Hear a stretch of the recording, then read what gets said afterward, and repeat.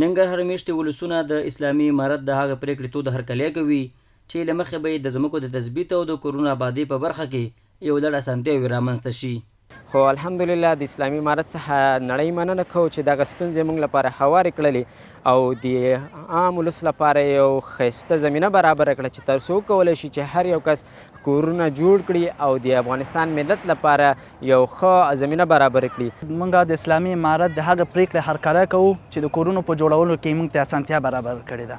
د دغه ولایت اوسیدونکي دغه راز وایي دغه پرېکړه به د کورونو جوړولو بهیر چټک کړي او خلکو ته به د سرپناه برابرولو برخه کې لا زیات فرصتونه برابر شي.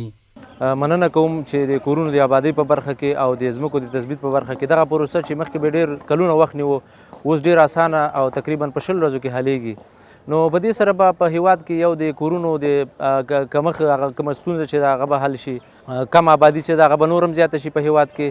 او دا یو بهترین اقدام د ستاینه کومه. د یادونې وړ ده د کورونو جوړولو لپاره د اسانتیاوو رامنځته کولو غونډه تېره ورځ د افغانستان اسلامي امارت د رسد الوزرا اداري مرستیال مولوي عبدالسلام حنفي په مشرۍ او د کور او ښار جوړولو او بهرنیو چارو وزارتونو د چارو اداري عمومي ریاست کابل ښاروالۍ